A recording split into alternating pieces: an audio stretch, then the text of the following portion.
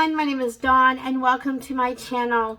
This week we are going to be talking romance books. It is the romance book vlog week 1. This week I read 10 books. Yeah, so we got lots of stuff to cover. So I think we should just get on with it.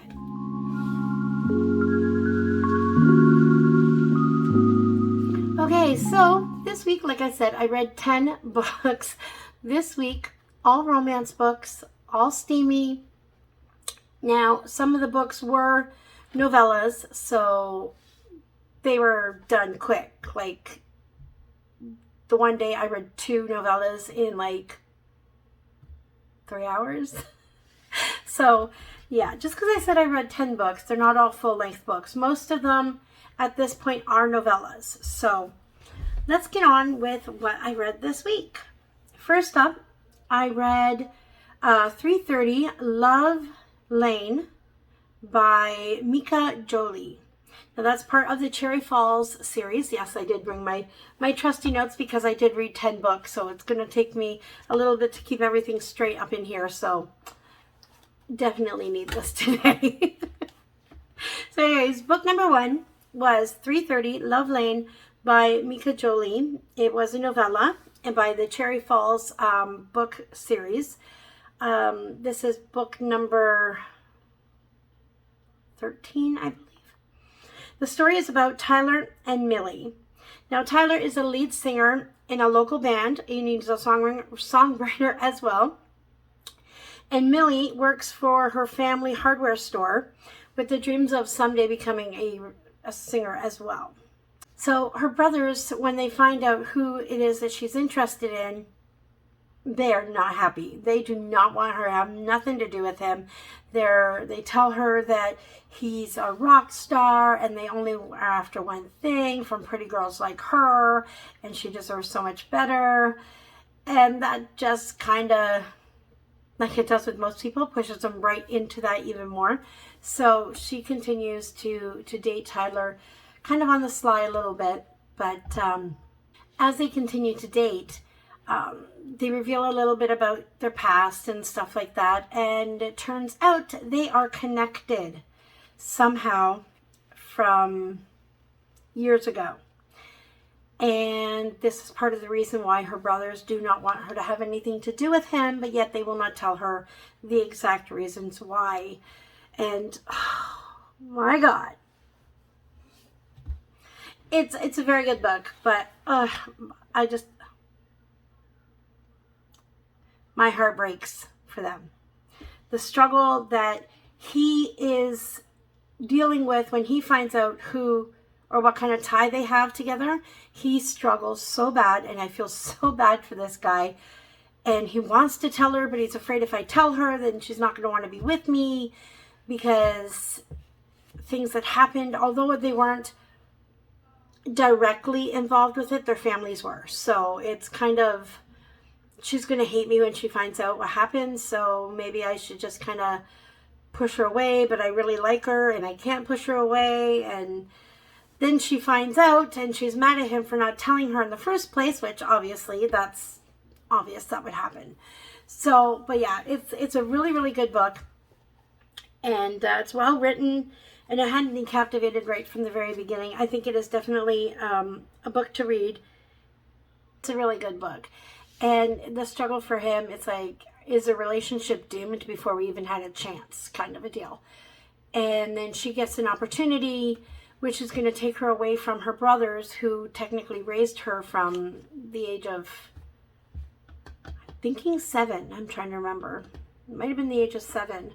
Her brothers had raised her, so she doesn't really want to leave them because she feels kind of obligated to be with them, to stay with them. But this opportunity comes along that she really wants to take, and it's just the whole thing, and it's very good. So that's 3:30 Love Lane by Mika, Jolie. So book number 2 that I read this week was His Forbidden Princess by Vivian Wood. Now, this is the second book in a series, which usually I don't do that. I usually like to read the books right from the beginning of the series, but because this was part of the Forbidden Romance April Book Club book selection, I went with it and just read it anyways, and I'm really glad I did. It was a good book. I'm not used to reading about princesses and princes and stuff like that. It's not really my normal cup of tea, but this is very contemporary, very modern. This one's about Eric and Princess Anika. I'm pretty sure that's how you say her name, Anika. So with this book here, Eric grew up with Princess Anika and her older brother, Stellan. I believe his name's Stellan. Stellan and Eric were best friends. They grew up together. Anika is like 7 years younger than him. And he's always had this little bit of attraction to her. And she has she has an attraction to him now that she's 19, I believe. And she definitely wants him to know that she's interested. And he's trying his best not to pursue her because he is her best friend's brother. Not to mention he is a commoner. His father works for them, the royal families. So it's a very big conflict of interest for him. So he tries his best to stay away, to not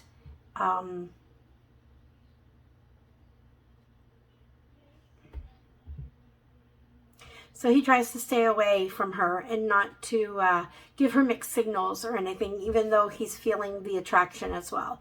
Until King Stellan, or soon to be king, I believe, is getting married. And his sister tends to get in the tabloids a lot. So he asks Eric, or I should say he tells Eric, that he wants him to keep an eye on his sister for the next 3 months and make sure she doesn't get into any trouble with the paparazzi and stuff like that, which Eric will do because he's a loyal friend. And although he knows being stuck around Princess Anika for 3 months is definitely not going to be good for him, because he definitely wants to keep things separate. So Princess Anika, she does tend to get into a little bit of trouble, and the paparazzi is called, and they decide, or I should say Eric decides to take her to this cabin away from everybody for the last 2 months. And that's when things tend to start heating up a little bit. Yeah. And when, I don't really want to spoil too much, but you can imagine when the king finds out that his best friend is shacking up with his sister, things do not go very well for Eric. Let's just put it that way. And Anika, she just blows a casket. She's like, I'm old enough to do what I want, and I love him, and blah, blah, blah. And it's a whole thing. But it's a really good book. It is The Forbidden Princess by Vivian Wood. So that was the second book I read this week. That was a regular length book, just so you know what's what. So the next book I read this week was Rd.by by Fern Fraser. It's part of the Men in Valor MC series, which I had told you last time that I had messed up. I thought there was 24 books in the series, which there are, but I didn't read all 24 yet. I had only read 20 when I was putting the pictures together for the last episode. I noticed there's only 20 pictures there, not 24. So, yeah, in Amazon, when you scroll down the list, it says read more. Well, I didn't end up reading more, not realizing there was 4 more books in the series. So I read 3 of them. One of them I believe is due today or tomorrow. So I'm going to have to read that last one and put it in the next week's book vlog. But this one here, it is Rd.by by Fern Fraser.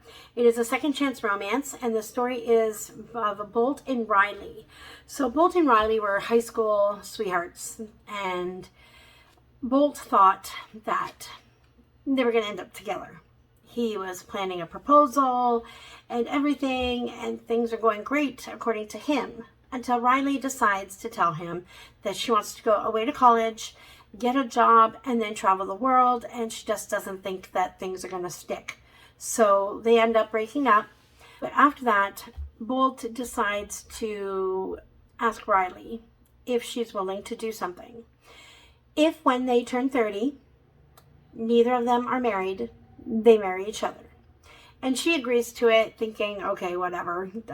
I'm just going to give him this bone. He's just going to, whatever, I'll forget about it. It's what it is. And so 12 years later, I should say, he joins the military to kind of get away from everything because he couldn't stand seeing her in town, and it was just too much for him. So he ends up joining the military and going away to the military. She ends up getting married to one of his friends. But by the time the 12 years shows up, it's just before her 30th birthday, but she's been a widow for 2 years now when Bolt returns back to his hometown. And he is determined to finish the pact that they had made and marry Riley. So he finds her and he lets her know that he wants to finish this. He wants her to be his, and he wants to marry her. And she's just not sure if she's really ready for that. Although the chemistry is still there, she's still very nervous, and she thought her whole happily ever after was done with when her husband died. So things tend to heat up a little bit. Well, more than a little bit, but tend things to heat up. And then when Riley ends up remembering something about the person who murdered her husband, it puts her in danger. And now, so she's in danger, and Bolt is like, no, not gonna have it. You're my girl. My brothers, we're your family now. We've got your back. We're gonna do whatever we can do to get this to go away, because you're not going to be in trouble. They're not going to get to you. It's not going to happen. And it's a really, really good book. The Men in Valor series, they definitely have hearts of gold, and they definitely do whatever they have to do to protect the ones they love. So that was Ride Me by Fern Fraser. And the next one in the Men of Valor MC series was Bad Ride by Dani Wyatt. Okay, so I don't believe, I'm trying to remember if I've read anything by Dani Wyatt before, because there's something that happens at the very end of this book that I was like, oh my God. Ew. Ew, ew, ew, ew. Oh my God, this is so gross. But then as I was reading some reviews from Goodreads, people said that's typical for her, but I don't recall ever reading a book like that before. The book was good except for the ending. The book was good, but the ending was a little, how can you say, disturbing? I guess disturbing is probably the best way to put it. Anyways, it's Bad Ride by Dani Wyatt. It's the story of Chewie and Annie. He is an over-the-top alpha. He is just ridiculously over-the-top. When he first saw Annie, it was 2 years ago, and he became obsessed with her to the point of stalking and following her home from work to make sure she's safe, and hiding in the cemetery overlooking her house to see if he could get a glimpse of her. And it was a little odd, and I'm like, not a little, yeah, I'm not sure. Wasn't too sure about that, but it ends up being pretty good. Her car ends up breaking down, and because he owns a mechanic shop or whatever and a tow truck company and stuff, he ends up being the one to go and get her, not knowing it's her at first, until he sees her car, and then he knows exactly who it is. So he takes her back to his shop and brings her up to his place, which is an apartment above the shop, while she waits for her car to get fixed or whatever, and things tend to heat up very quickly. This is another novella, so this is basically a book that's done in like an hour, hour and a half. So things tend to heat up very quickly with these books. So things are going really well with them, and he wants her to move in. So she ends up going home to grab some stuff, and she ends up hearing her father on the phone with who she wasn't sure, but it wasn't anything good. Her father was talking about hiding a bag, and the evidence will be there, and she just didn't want nothing to do with it. When her father found out it was Chewie who she was interested in, he did not want her anywhere near him, and he so much as threatened her. if she didn't come home and stay with him. Well, she tries to get a hold of Chewie to tell him about her dad's plans, and things just escalate, and Chewie turns the tables on her dad. And as well, being the men of valor, he gets his brothers to come and help with the situation, because I don't want to give away too many spoilers. But it all works out good in the end. Obviously, it's a happily ever after in all romance, right? But yeah, so her father is finally dealt with, and it's actually quite good, because he definitely turns the tables on the father, and the father is like literally shaking in his boots, trying to get this bust that they were gonna do to get Chewie back in jail, because I guess he was in jail years ago or whatever. So they're trying to do that, but now the father's like, okay, if this thing goes through, I'm the one that's going to get in shit. So I need to try and stop this. And it's very good. It's a very good book. But like I said, the ending was a little bit weird for me. It's a little bit weird. But, I mean, some people may like that. Some people may be into that stuff. I don't know, and I'm not going to judge. But it is very strange for me. And I told a couple of girls at work about it. They're like, ew. I'm like, yeah, okay, so I'm not the only one that thinks that's kind of gross. Yeah. Little bit gross. But I don't know. I don't know. Okay, so the last one that I read of the Men in Valor is Easy Ride by Nicole Rose, and that is the story of Shep and Ainsley, virgin heroine, age gap. Okay, so Ainsley is running from something. She's definitely on the run, and she tries to get a job. She ends up in Valor, Wyoming, and she tries to get a job at the local diner, but Shep overhears, and he just like, his jaw dropped when this girl walked into the diner and when he heard that she was looking for a job, he's like shaking his head at the guy, and he's like, no, sorry, I don't have any job openings. Although the people at the inn that she's staying with, or the motel that she's staying at, told her that they're usually hiring. Shep comes to her rescue and tells her that he has a job opening at his gym, and he's willing to hire her to come work for him, just because he wants to be around her more, obviously. And he didn't like the way guys were gawking at her in the restaurant, so he thought it would be easier if she worked for him and worked in the office or in the reception area of the gym. So she's a little bit skittish, a little bit naive, so she's definitely running from something, but she feels this attraction to Shep, even though she's like, okay, I am definitely not his type. I'm curvy, I'm too young for him. He works at a gym. He's buff. He's around all these gorgeous women all the time that are coming into the gym, obviously to watch him and his brothers of the Valor and see guys work out at his gym. So the girls are always there, and there's no way that he'd be interested in me, but he definitely is interested in her. He is quick to prove her wrong, and when he learns of the reason why she's in town and what she's running away from, he just wants to protect her and do whatever he can for her.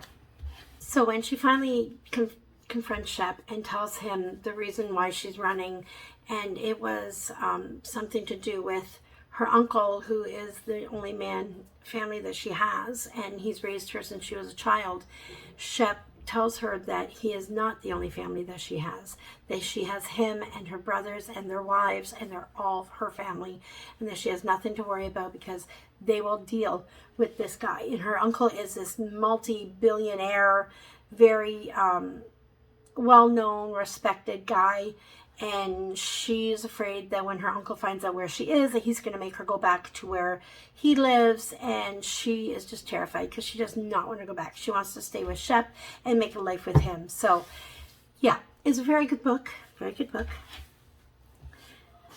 And, yeah, so if you like the motorcycle club type novels, these are definitely a series you want to look into.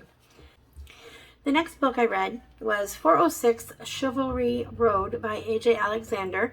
It's book 14 in the Cherry Falls series. It is about Abby and Taylor. This book here is an age gap, huge age gap. It is daughter's best friend. So there's definitely like twice the age gap. He had always been attracted to his daughter Cassidy's friend Abby. And he knew it was wrong because there's no way he should be attracted to a girl the same age as his daughter. It's just not right. But Abby definitely has a crush on Taylor. I couldn't remember his name. Definitely has a crush on Taylor. And Cassidy would always tease Taylor about thinking her dad was hot and crushing on him and stuff, not knowing that it's not just a crush, that Abby really wants something with Taylor. So there's this big storm. It's like a flood, and he is a vet. He has a veterinary clinic, and he's about to lock up for the day and leave because this big storm is coming in, when there's banging on the door, and it's Abby with a kitten, and she's like, this cat's not eating, I don't know what's wrong. It turns out the cat's pregnant. So Abby wants to stay at the clinic with Taylor and the cat to make sure that when the cat has the babies, the cat's okay and stuff like that. So things tend to heat up a little bit in that veterinarian clinic. Let me tell you, things get a little steamy. He tries his best to hold off on her, but she's just persistent. This girl knows what she wants, and she is going to get it. She's going to get what she wants. She's determined to have him. And, yeah. This is a really good book as well. And I don't want to do spoilers, so I'm trying to not give too much away from these books. But, yeah, this is a pretty good book. And yeah, so they were kind of worried about telling Cassidy about the relationship because they weren't sure how she was going to take it and everything. And it ends up really good. It ends up really nice. So definitely a good book to read. The next book is a full-length book. It's called The Vow, and it's by J.L. Beck and C Hallman. It is book 4 in the series, which, like I said, I don't like reading books out of order, but because it is part of the Hot as FK Romance Club, I bit the bullet again and read it. And there's a couple more books coming up that are parts of series that I'm not used to doing. So it's a little out of my comfort zone. And there's one that's like a duet. And in the series, it's book 1, but not book 2. So I'm going to hold off on that one to the very end so that I can read book 2 right after it, because I can't stand having cliffhanger books. It drives me absolutely insane. So I definitely have to hold off and read that one at the end. So this one is about Sebastian and Lily. It is an age gap. It is a sister's ex, and he is also the dean of the college. So it's definitely got a few no-nos in there for forbidden romance, for sure. So he's the dean, although he's a very young dean. He is the dean. I believe there is only a 7-year age gap here. And he dated Lily's sister years ago, and Lily's sister passed away. So Lily ends up at the college that Sebastian is a dean at. And she has a thing for her sister's ex, and he definitely doesn't want to pursue anything with her, because when he looks at her, he sees his ex-girlfriend, and even though it's been years and years and years since she'd passed away, he still sees her in her sister. So he's like, maybe I'm just feeling this infatuation with her because she reminds me of her sister. Maybe it's nothing more than that. It'll phase out a little bit and whatever. It doesn't phase out. And Lily, dealing with some of her own issues, has a bit of a drinking, I guess I wouldn't really say it's a drinking problem, but when she gets upset or stressed, she has something to drink. And she she was caught, I guess you could say, talking to a boy who supposedly had a girlfriend. So this girlfriend goes to the dorm supervisor and's like, oh, Lily, and she's up in her room and she's drinking, and there's no drinking in the dorms. It's like a firm rule. So she gets put on warning. And then the next day something happens and she gets really upset. So she goes back into her dorm and she ends up drinking again. And the dorm monitor comes and kicks her out of the dorm. So she's got her bags packed and she's on her way to motel or something to find somewhere to stay, because now she's going to lose her scholarship because the dorm's covered with the scholarship. She doesn't have any money. She needs to get a job. It's all just a big mess. So Sebastian ends up finding her walking down the side of the road and ends up telling her to come and stay at his house, because he said the hotel is just not a place for her. It's just not for her. And he's got plenty of room, and even though he is the dean, they're not going to do anything. So hopefully it won't be that frowned upon, because he knew her before. It's not like it's a whole thing. So she's about to lose everything. So he takes her to his place and things tend to get a little bit steamy between them. He finally gives in and he realizes it's not really about his sister. It's about Lily, and she just has this something, and he's like, he's never felt this way about anybody, even her sister. So he tries to reassure her that he's not with her because of her sister. And yeah, he wants to make sure that no matter what happens, she's going to be okay. She's not going to lose everything. He'll do whatever he has to do to help her and protect her. And it's a good book. It's a good book. That was The Vow by J.L. Beck and C Hallman. And then after that, another book in the Hot as FK Romance Club was Against the Rules by Isabel Lucero. I'm not sure how to say her last name. It is the Kingston Brothers Book 3. Again, with the books out of order. I tell you, they are really putting me through something this week. So I'm like, okay, now I got to remember these books. So I go back and read the other ones in the series. And then I may have to end up reading this book over again because, So this book here is also this one is a teacher student book. It's an age gap as well. It is about Elijah and Nova. So Elijah has been taking care of his 3 brothers since their parents died. And he is all about making sure they are happy and they are living their dreams. And he doesn't care if he's not. And his brothers decide to take him to a bar one night to get him to get loose a little bit. Have a few drinks and just relax a little. And he ends up meeting this gorgeous woman and taking her back to his house and having a one-night stand with her. And he just cannot get her out of his mind. All weekend he's thinking about her and wondering who she is. They never exchanged numbers or anything. And Monday, class starts and she walks into his classroom. Yeah.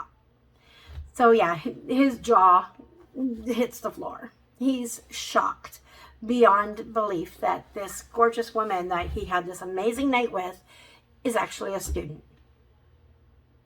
So he's freaking out a little bit. And she continues to kind of make eyes at him and brush her hand across his arm. She definitely wants another chance with him. And he's like, I am your teacher. We can't be doing this. It's not okay. This is so frowned upon. Yeah. And then he ends up talking to his brothers and they kind of are like, well, you hide it because we've never seen you happier, because he's been kind of testing the waters, I guess you could say. And so he decides to try to pursue this relationship. So it turns out she is running from an abusive ex. And she tells her friends, and they decide to take turns staying at her house overnight to make sure she's safe. And when Elijah finds out about that, he's like, nah, that's not going to work. You are coming to my place and staying with me. I can protect you. And I don't want this guy who's clearly into you spending the night at your house. No. So that happens. And then there's an issue that happens where she ends up having to go back home. And now she's torn because she wants to stay at her home with her sister, because her sister got injured, and she feels obligated to stay with her sister because her sister pretty much raised her when their parents were gone. And so she wants to stay with her sister, but she misses Elijah like crazy, and he doesn't know what to do because he's a teacher at the school and he doesn't want to give it up, but he misses her so much.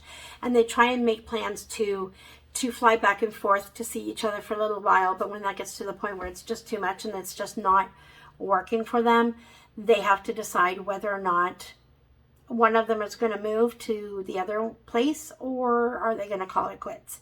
Neither of them wants to call it quits. So it's a really good book, and it ends up with a happy ending. It's actually really good. I really like the ending. It's really, really cute. And yeah, I really like that one. Alrighty.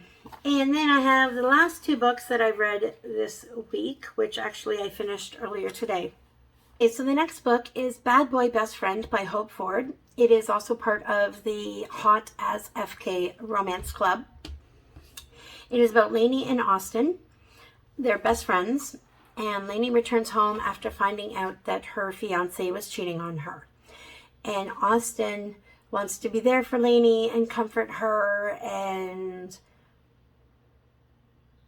there's a problem though. He has feelings for her that he's had for a while, but he doesn't want to ruin the friendship, and he's afraid of breaking their trust, not knowing that Lainey also has some feelings for Austin and realizes that she's not as broken up about the broken engagement as she should be. Lainey is hesitant to pursue a relationship with Austin because he is a player. He doesn't want commitment. He wants fun. He wants his freedom. And she wants a family and children and the whole 9 yards. So they both want very different things, but they both want each other. So it's kind of a tug of war. Is he willing to change for her? Can she deal with just being friends? So they decide to try a friends with benefits because the sexual tension is too strong not to do anything about it. So they decide to try a friends with benefits thing, and it's not working out because they're realizing they want more than just the friends with benefits. And it's a really cute book. And like I said, it's a novella. It only took me, I think, like an hour to read. I think it was only like 100 pages, maybe. I can't even remember for sure. But yeah, so it's a really good one. That was Bad Boy Best Friend by Hope Ford. Okay, so the last book I read this week is called Naughty, and it's a Mountain Daddy book by Frankie Love. So if you're not into the daddy kink kind of stuff, this probably is not the book for you.